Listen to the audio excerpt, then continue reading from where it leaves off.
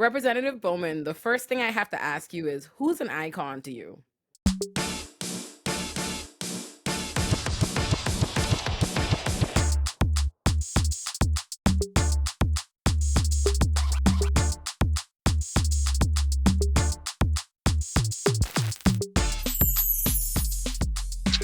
An icon, Pauline Bowman, my mother.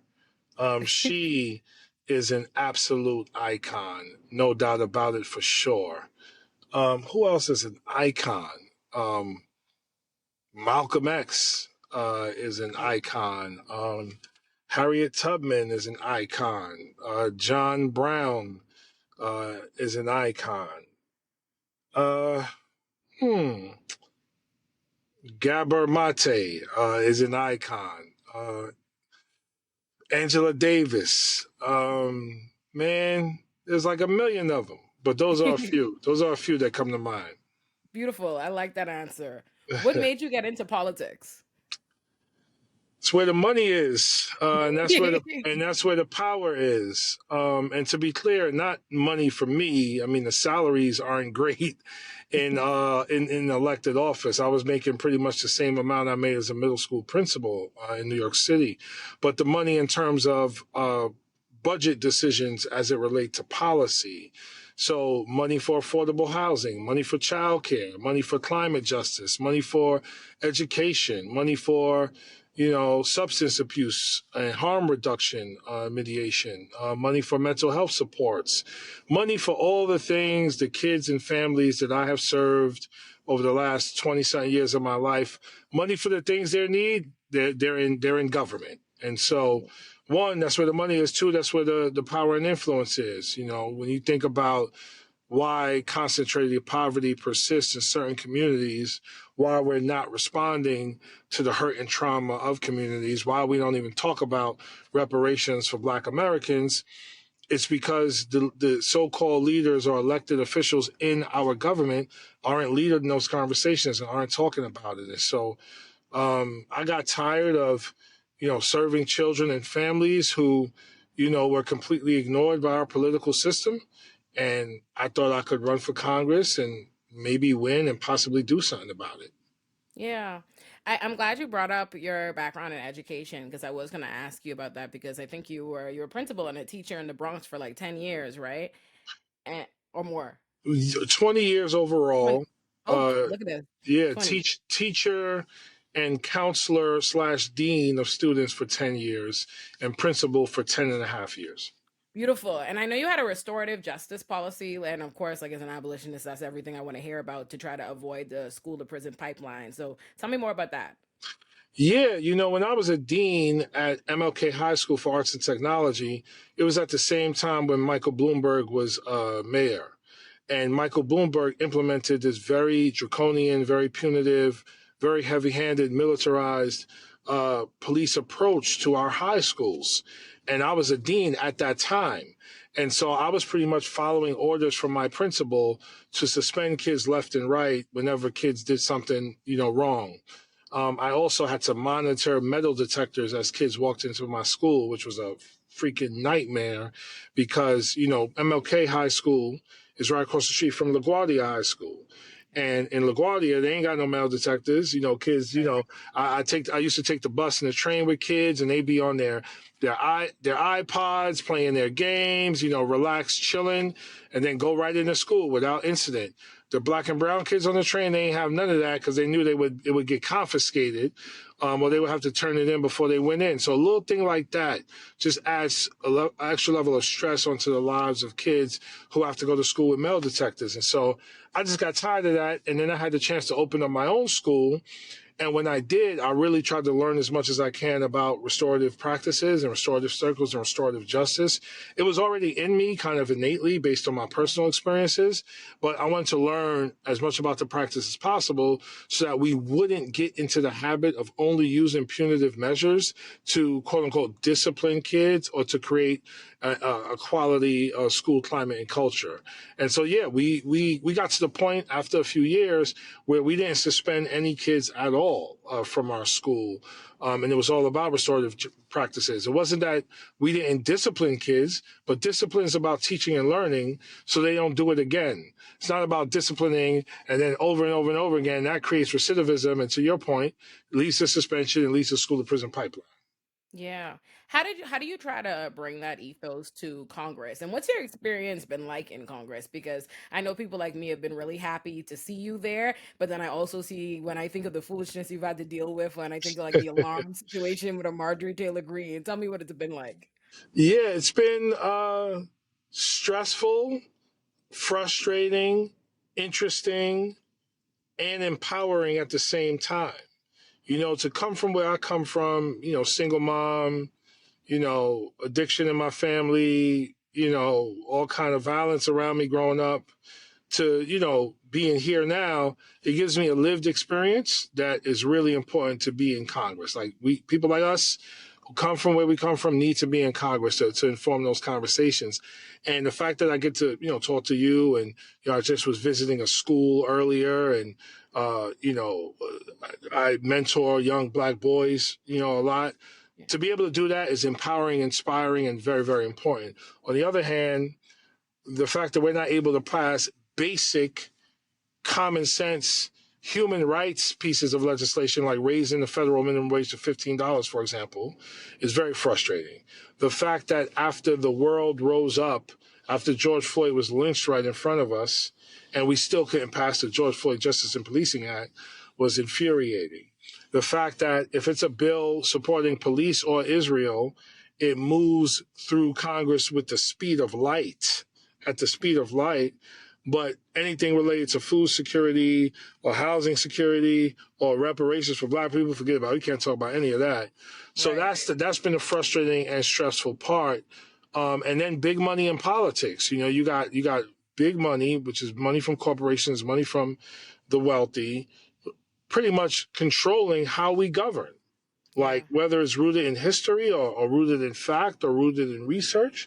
I mean, we have a system where corporations are seen as people and money is seen as free speech. Right. And so how do you have a democracy when that's the case? And that's why our democracy is hanging on by a thread right now.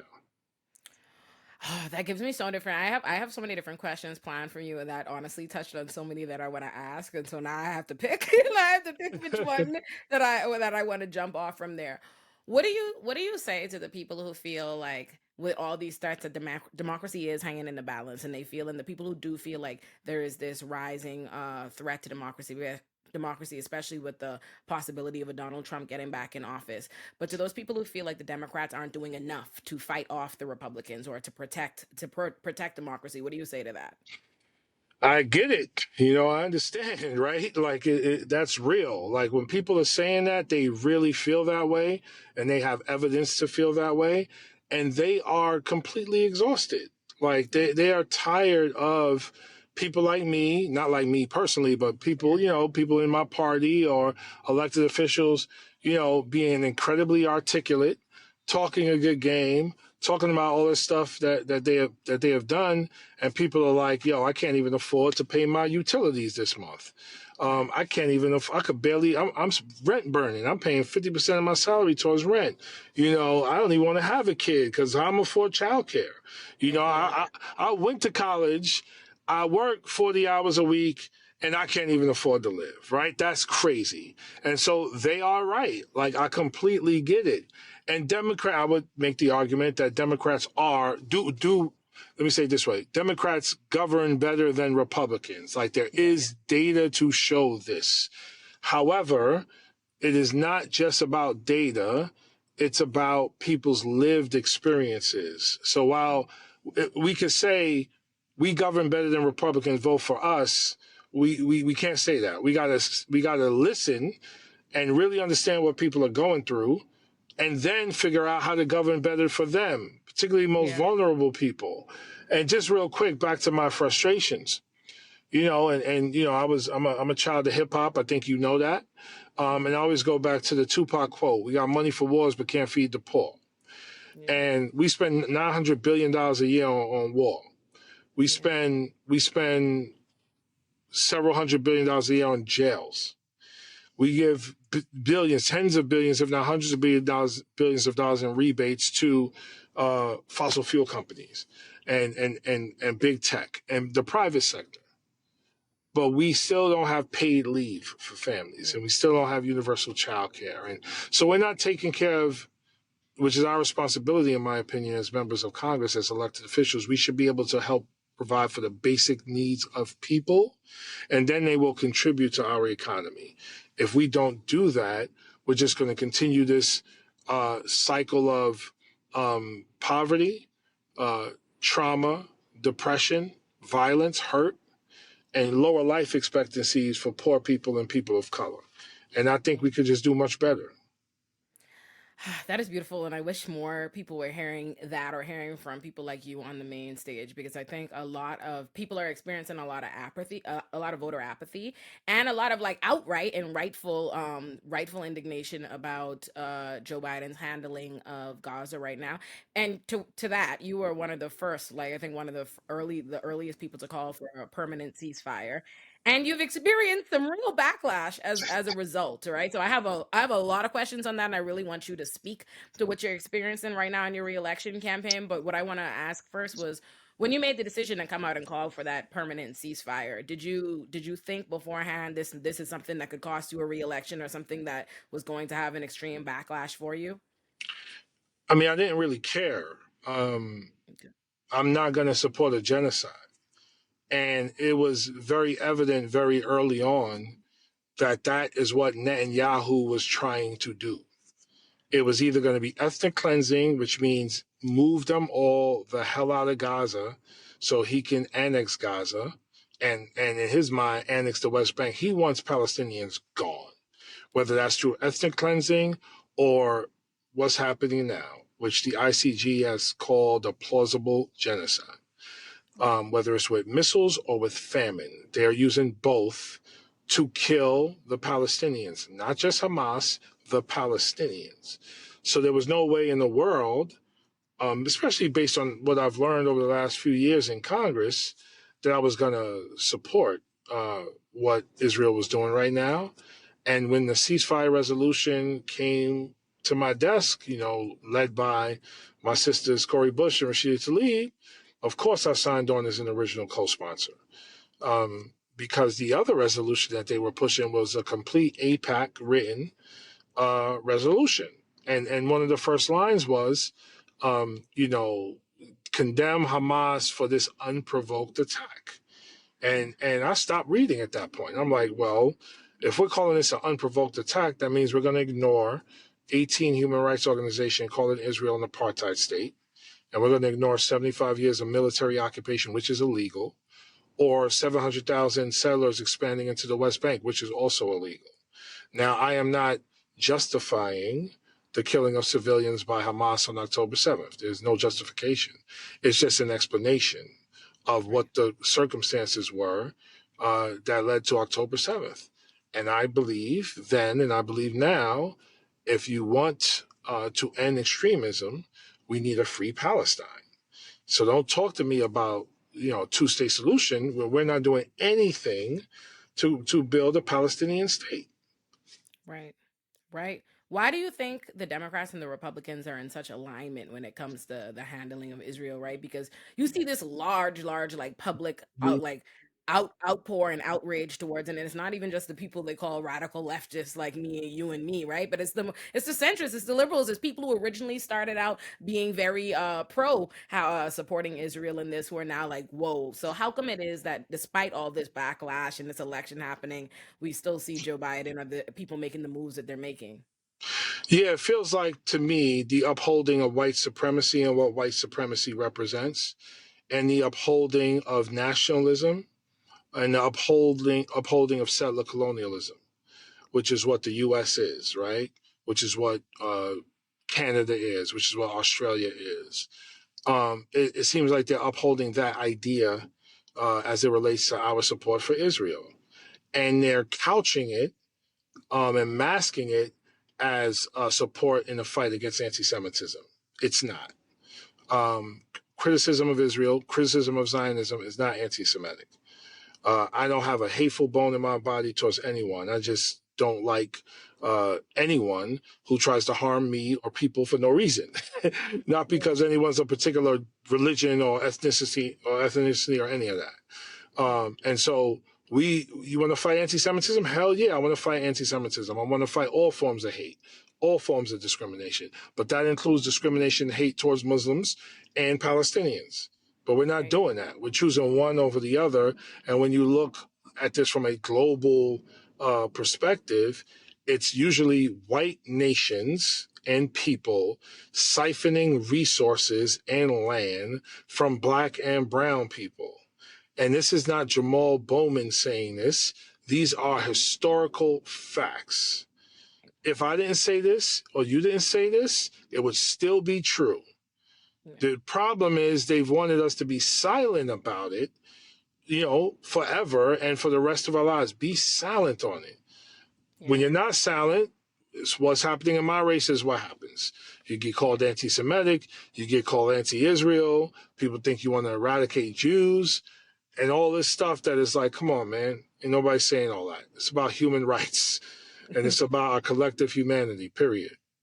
And what are you experiencing right now? Maybe tell the people who APAC is, because I know some people are not as informed as to the details and what happens in this, and are not realizing like all of what you're experiencing, or maybe the extent of a role APAC plays. And I was actually watching your Breakfast Club interview where I heard you break it down really well. So tell people what's happening right now with the backlash you're facing, and what APAC is, and the significance of them specifically going after you. So APAC is a pro-Israel lobby. As a matter of fact, Israel is their number one and only issue. They want to make sure that the U.S. continues to support Israel with military and economic aid for all time. That's their objective. And so anyone who is critical of Israel, they target and lobby against. So, for example, when I first got into Congress, I signed on as a co sponsor to a bill that just simply required Israel to give us an accounting of how our money is being spent when we send our $3.8 billion over there.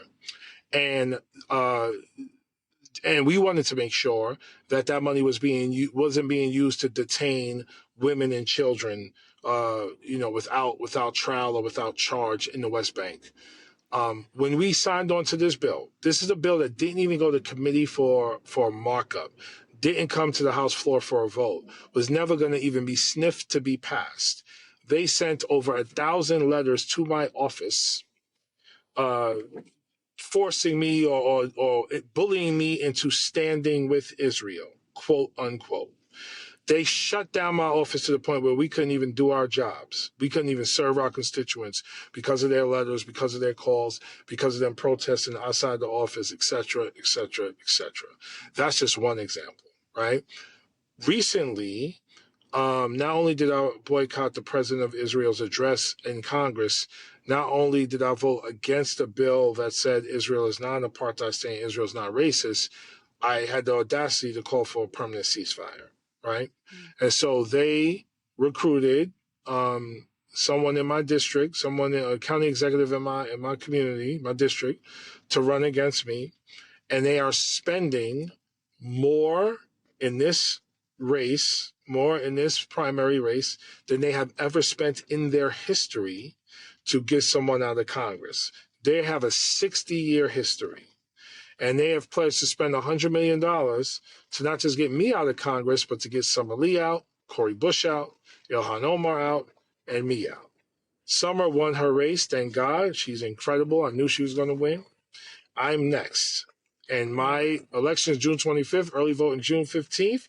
So we need everybody who's progressive, everybody who care about human rights, particularly people of color, particularly young people under 50. We need y'all to come out and support.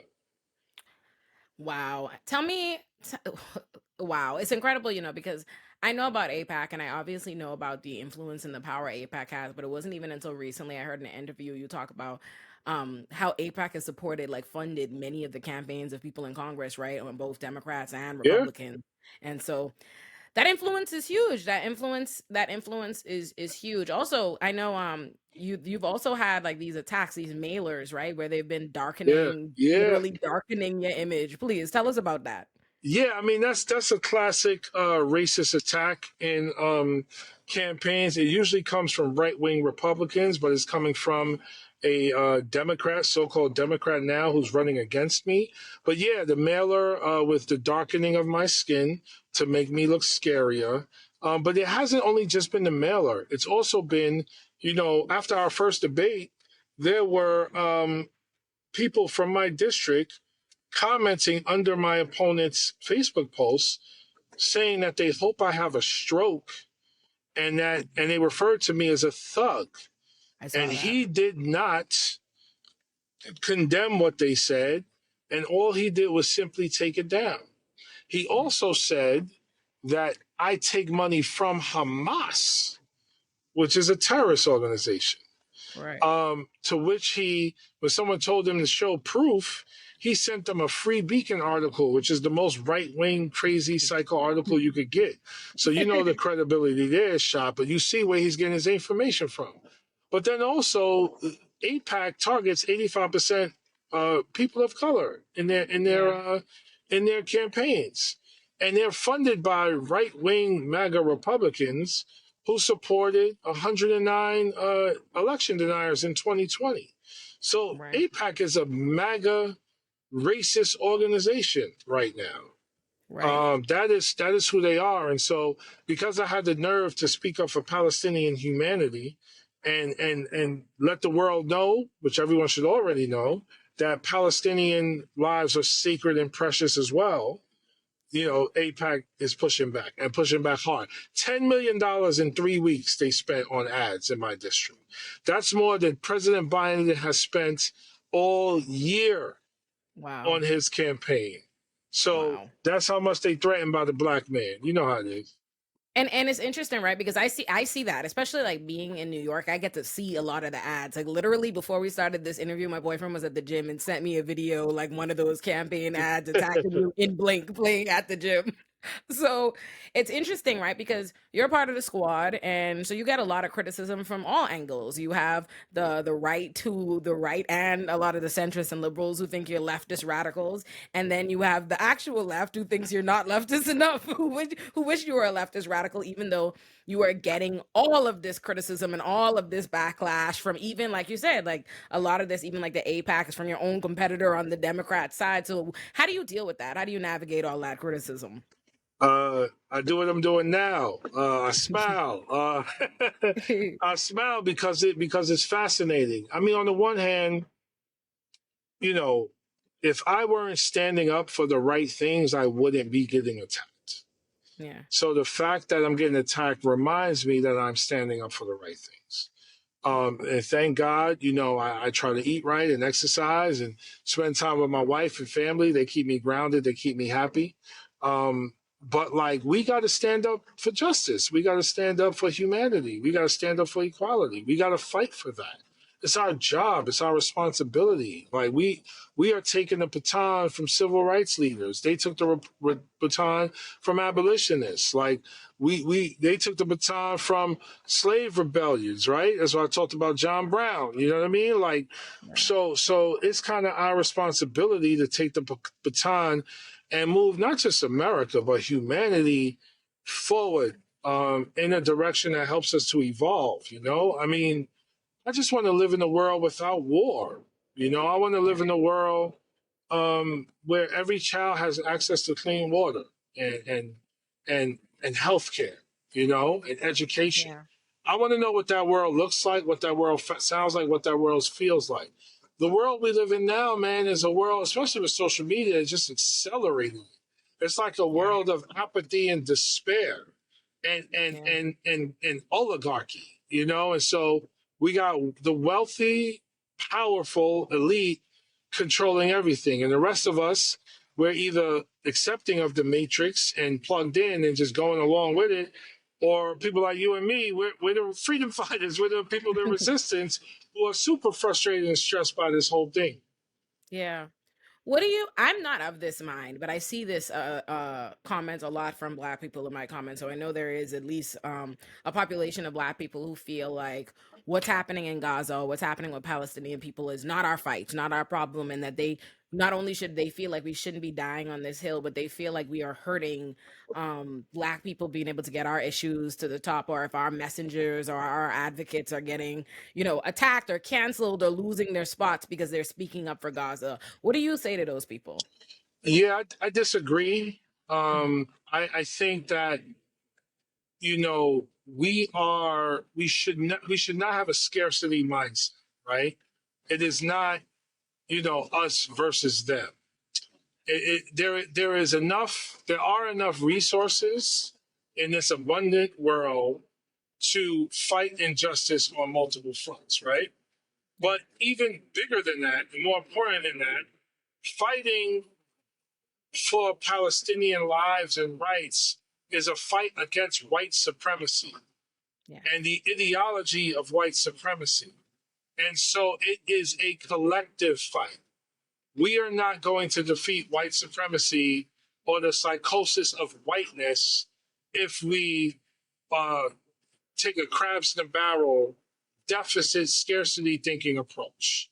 I Yes. understand and I get it because white supremacy has made things so scarce that it seems like we got to get ours before someone gets theirs. But that's playing right into the heads of Yeah. of of of white supremacy. And so we could fight for a free Palestine and fight for an end to the genocide in the Sudan.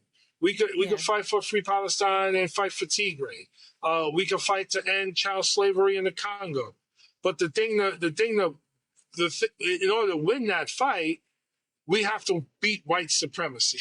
Right. And Right. so we need a coalition of people to defeat that. But I get the frustration. It's the same argument where we're like, immigrants are coming taking things from us. Yeah. Well, even before the new recent arrivals got here, we ain't have nothing anyway. So it's not like they come and take from us. It already wasn't there. They already redlined our communities. They already won't give reparations. We already deal with mass incarceration. We already deal with police brutality. We already deal with housing discrimination through appraisals and home values and taxes and other things. We already deal with that. That's not the immigrants doing that. That's white supremacy doing that. Yeah, you're absolutely right. And because you brought it up, I can now I got you brought up the immigrants, and now I gotta say something about the migrant crisis because our beloved Mayor Adams is a big vocal proponent of a lot of this kind of xenophobic rhetoric that's been fed to us on feeling like the migrants are taking from us, right? Like that's a lot of what he's offered for why he's cutting budget cuts and because of the migrants. What is your response to that? Like what kind of job do you think our Mayor Adams is doing, and what do you say to people who've been embracing this xenophobia? Hey, you said you was gonna ask about migrants. Now you want me to assess the mayor's job? That's It was hilarious. both. You Um, opened the door. I disagree with the mayor on this issue. We have a very different politics, and so I don't think he's correct on this issue, and I don't think he's correct on many other issues. I think our governance should be rooted in human rights. And I Yes. think if we root our governance in human rights, that means we take care of all vulnerable people at all times. And then the people have a responsibility. The people's responsibility is to give back to society. And they give back through taxes, paying taxes. They give back through starting businesses. They give back through helping us to keep our communities safe, all of the above. But his thinking, in my opinion, again, that deficit thinking, that scarcity thinking, that thinking of someone who's a certain type of form of law enforcement Yeah. person is all about, crime and punishment, us versus them, good guys, bad guys. Is very binary. And so Yeah. when you have binary thinking, you seek simple solutions through a binary. And, Yeah. and, and the world is more complicated than that. 50 Shades of Grey, one of our most famous books and movies, had nothing to do with gray, but metaphorically it did, right? So I disagree. I just think we weren't doing well for Black people before the recent migrants got here. Let's talk about that and let's be honest about that. And let's use our resources collectively, city, state, country, to make sure poor people, brown people, black people, vulnerable people have what they need. If we did that, the American economy would go up by 30% because you have less Absolutely. people in jail and you have more people contributing. You have Yeah. less people, needing healthcare services because they're healthier, because they're less stressed, they have a better quality of life, right? Yeah. So America has only scratched the surface of what it's capable of because it's been mostly a nation for white men to Yeah. to reap the rewards of their own genocide and enslavement, right? And so Yeah. we have to reimagine America, rooted in our humanity, and rebuild it in a way that doesn't require continued genocides like what's happening in Gaza right now.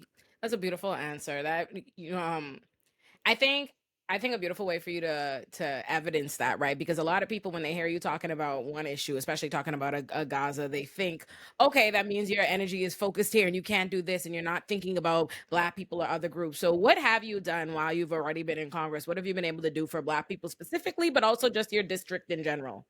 Yeah, I mean, my district is a majority minority district, so I'm very proud to represent a majority minority district, especially as a black man in America. So we brought in, just to give you a few examples, over $40 million to reduce gun violence in the district, which was a major issue in 2020 because of COVID, and it's still a major issue today. So we invested directly in interrupting programs, violence reduction programs, excuse me, to deal with that issue of gun violence. We brought in several millions more to bring to the school system so that they can target at-risk kids and families to support them so that they don't pick up guns in the first place, right? So that's in New Rochelle School District. That's at the New Rochelle YMCA, Boys and Girls Club. We've done that there. We've supported workforce development programs in the Bronx, in Yonkers, areas that have been historically marginalized, historically ignored. We support food security programs in the district. We support mental health programs through a program called Youth Heal with the Westchester Youth Shelter, as well as the Andros program in Yonkers. We put in 2.5 million to build a new Bronx Health Community Network in on White Plains Road in the Northeast Bronx, and I just came from visiting another program that we gave $2 million to help children who live in shelters in the Bronx, and those kids are mostly black as well. So that's what we've done locally. Nationally, I'm the co-sponsor and lead author of the African American History Act. These Republicans all over the country trying to ban books in our Yep. schools and and suspend kids because they got dreads in their hair and all kind of stuff. The African American History Act seeks to ensure the accurate teaching of Black history in our country. I'm an original co-sponsor of the reparations resolution led by my sister Cori Bush, which seeks to invest $14 trillion to give African Americans reparations, which comes out to $330,000 per person.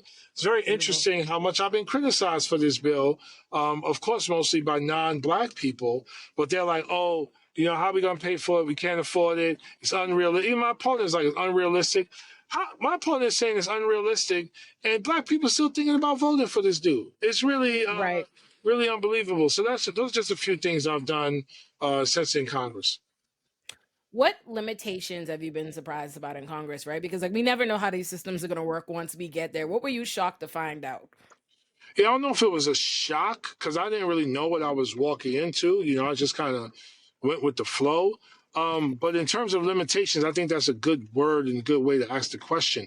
So I don't have a budget as a congressional office, right? They're not like, here, take $50 million a year, disseminate it how you want. That's not how that Right. works. I Yeah. wish, but it doesn't work that way. So I don't have a budget, and I'm not an executive. And I think people sometimes get confused by that. So the mayor is an executive office. The Yeah. county executive is an executive office. The governor is an executive office. So as the executive, they can set the agenda for the state, county, or city, right? And they can set their budgetary priorities for every level of government. Members of Congress Mhm. can't do that. We're only legislators. And so whatever we do, We do in the confines of the entire Congress and through our own hustle and elbow grease. And you could Right. definitely Slanging leverage your. mixtapes. Say it again? You slanging mixtapes Yes, to get stuff exactly. done. To get stuff done all day, right? And so, and that's fine. I'm a middle school principal. That's how I used to do things then, and that's just what that is. But that has been like, a learning curve and part of my frustration. I like, damn, I wish I could. Because the reason why I ran for office was to like do stuff, right? Like get stuff Yeah. done, not just be in Congress for 30 years and become chair of, a committee and then maybe move the needle forward a little bit on a particular bill. Like no, like I mentioned, federal minimum wage is still $7 and something an hour. We still don't have universal child care. We need to invest in affordable housing. We haven't done that in 30 years, right? And so we got things we need to do right now. And so one of the frustrations is Congress moved too damn slow. Yeah. And because of its uh, institutional discrimination and racism, it doesn't move fast enough, particularly for Black and brown people. What do you say to the people who hear that and think, yes, exactly, that's why we shouldn't be engaged and we shouldn't vote and we shouldn't participate and we should give up on electoral politics altogether? Yeah, the opposite is true. Like one of the reasons why institutional discrimination continues is because not enough Black and brown people are voting. Um, Yeah. and, and and I'm not blaming our people for this because oftentimes we don't have the information to be an informed voter. Like we don't know who's running, we don't know what they stand for, we don't know when the election day is. People don't go out of their way to tell us who they are. And we working, we going to school, we got families, like we run all over the place. So part of it is that. The other part of it is, um, you know, this idea that the system doesn't work for us, so why participate? But the only way to make the system work for you is to participate, because Yeah. if for that, if the white community is voting more than the Black community, just to make it a binary, so people can really understand, and that white community is then actively engaged in our democracy, that white community is going to get more than the Get more. right. And Yeah. so I tell you, my colleagues don't pay no attention to people who ain't voting. Like, why would they? Yeah. Like, I'm Yeah. not going into your community. I'm not walking your neighborhood. I'm not doing any of that for what? Y'all don't vote. These Right. people over here, they vote all the time. So I'm going to them. I'm doing whatever they say so that I could get voted back into office by them.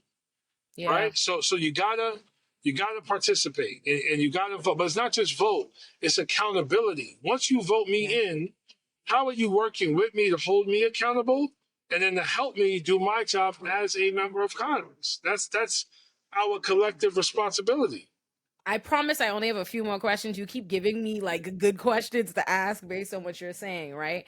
Um, what do we say to the people who feel like, listen, I voted for a Joe Biden who I wasn't that excited about. I voted for a Joe Biden because I was voting against a Trump. But now, because of what Joe Biden's position is on Gaza, I feel like Joe Biden is indistinguishable from the threat that I'm supposed to be worried about from a Trump.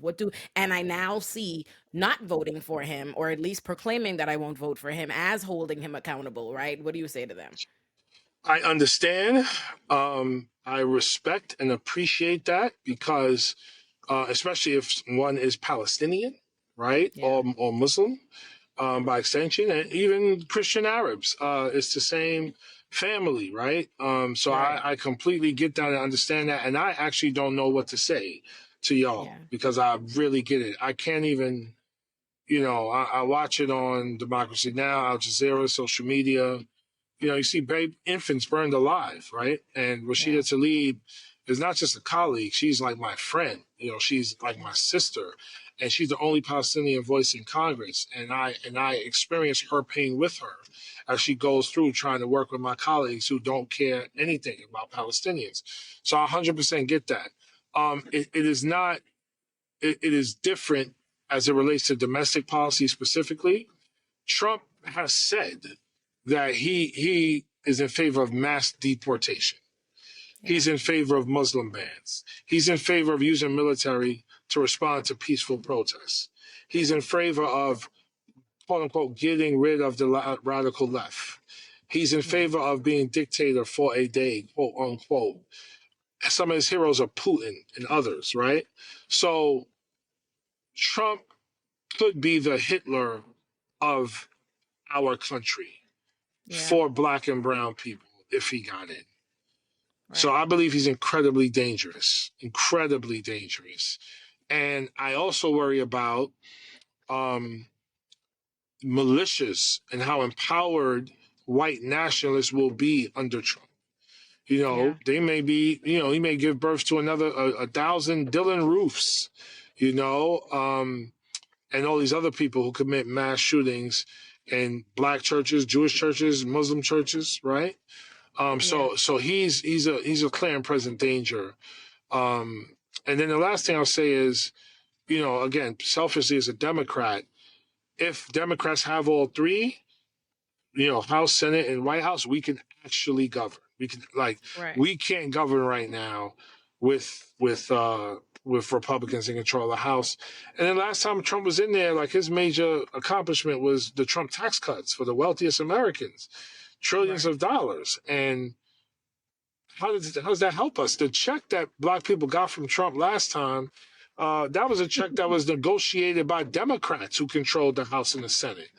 We That's true. passed the bills that gave the people that check, but Trump put his name on it.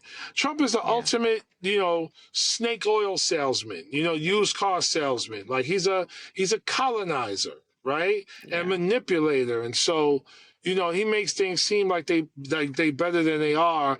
And because he's so anti-establishment and many other people know the establishment needs a change, he gets a lot of support. I agree. I really do agree with you. And I guess what I want to ask is, what do we do, or what do y'all plan on doing, and how do we move, I guess, a Joe Biden more left when it comes to policing, when it comes to how they respond to Gaza? Because I think there are specific things. It's unfortunate because I know a lot of Democrat politicians, or a lot of people who are running, who are politicians under the Democratic Party, who are doing good work, who have values like mine, like yours, right? And what they do and what they fight for, especially on the local level, gets overshadowed when what becomes the representation of the Democrats is what Joe Biden is doing, is what you see with these college campus protests, where you have in blue cities where they're sending in police. And so I think when you see a Joe Biden say, okay, we need to give more money to policing or do these things, it makes it harder for people like us to make the argument like, oh, there's a difference between what Donald Trump plans to do. So what do we do? How do we move him Yeah. left? What do you to do? Yeah, that's another thing too. So if he's there and I'm there after this particular election, the longer you work with someone, the more of a relationship you have with them, and the more Yeah. you can engage them and push them on a particular issue. I know my colleagues have talked to him directly about this Yeah. issue. And I know my office is talking to him directly about this issue. And by this issue, I mean Gaza specifically. Um, on the policing thing, yes, we need to move him on this issue. However, he's 80 and he's been in office for 60 years and he kind of set in his ways on a lot of this stuff. But this is Mhm. where the electoral politics comes into play. There are 30 Senate seats up for grabs in November. 30. Yeah. And, my race is getting a lot of attention and it is an important race because it means so much in terms of what I represent and what they represent. But Yeah. if we don't win more Senate seats as Democrats, for example, we don't have a shot to pass anything related to police reform or voting rights or anything. Right. The president might be able to move a senator or two with some leverage, but can he Yeah. move 10 All to right. get a bill? I don't know if he can move 10. I've been in rooms where I've heard and seen people in the House tell President Biden no. And, Yeah. no, I'm just not going to do it. And so, in the Senate, it's 50-50, but you need 60 to pass a bill. That's another Yeah. thing I don't think people really know. It's not like the State House. State House, you need a simple majority. In Yeah. Congress, it's 60-40, which is the Yeah. filibuster, which is why we got to get rid of it. Yeah. So to your point, I understand why we spend a lot of attention on the president, but we got to look down ballot, and Yeah. we got to be engaged in down ballot races because if we instead of Joe Manchin, if we had like a Jamaal Bowman or someone even in the middle of us, we could have had universal child care, universal pre-K, paid leave, affordable housing. We could have so many other things, and so don't just look to the president. You got to look down ballot, and we got to hold senators accountable just like we hold members of the House accountable. Okay, I promise I have two final questions. Okay. Got you. My last question is just gonna be a good one for you to go off. But I thought about, so one more question is to the people who say, okay, well, when Democrats did have the majority, when Democrats had it and they didn't do enough to protect reproductive rights or to codify a Roe or something, like, what do you think to that? And what do you think to people who feel like the issue of the Supreme Court is, I guess, too far gone, or Democrats are not willing to do to have a drastic enough response, like a pack the court or something? What do you think? Yeah, so the issue of reproductive rights was completely gutted by the Supreme Court, not Yes. by members of Congress. Us in the House, we in the House passed the Women's Health Protection Act to codify Roe v. Wade in the House. It did not move in the Senate because, once again, in the Senate, we need 60-40, not 51-49, which is why we need to get rid of something called the filibuster in the Senate, which we could have saved that conversation for another day. But that's what stops us from having a 51-49 simple majority to pass legislation in the Senate. The Supreme Court needs completely be revised, Yeah. reimagined, redesigned, completely redesigned. It's too small. It needs to be larger.